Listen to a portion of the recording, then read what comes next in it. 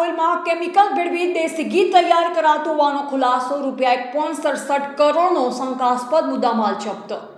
ગાંધીનગર જિલ્લાના કલોલ તાલુકાના છત્રાલ જીઆઈડીસીમાં ગાંધીનગર પોલીસે નકલી ઘી બનાવવાના મોટા કૌભાંડનો પર્દાફાશ કર્યો છે।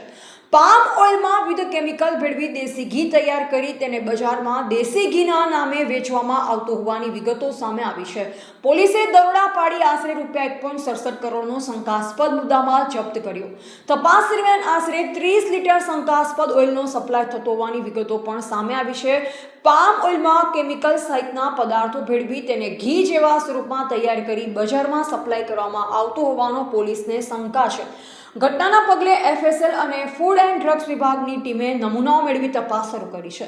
જપ્ત કરાયેલ પદાર્થો ખરેખર ખાદ્ય ઘી છે કે કેમિકલ યુક્ત ભેળસેળવાળો પદાર્થ તે અંગે લેબોરેટરી રિપોર્ટ બાદ વધુ સ્પષ્ટતા થશે। આ મામલે આરોપી જનકકુમાર ભાવસાર સામે ગુનો નોંધવામાં આવ્યો છે।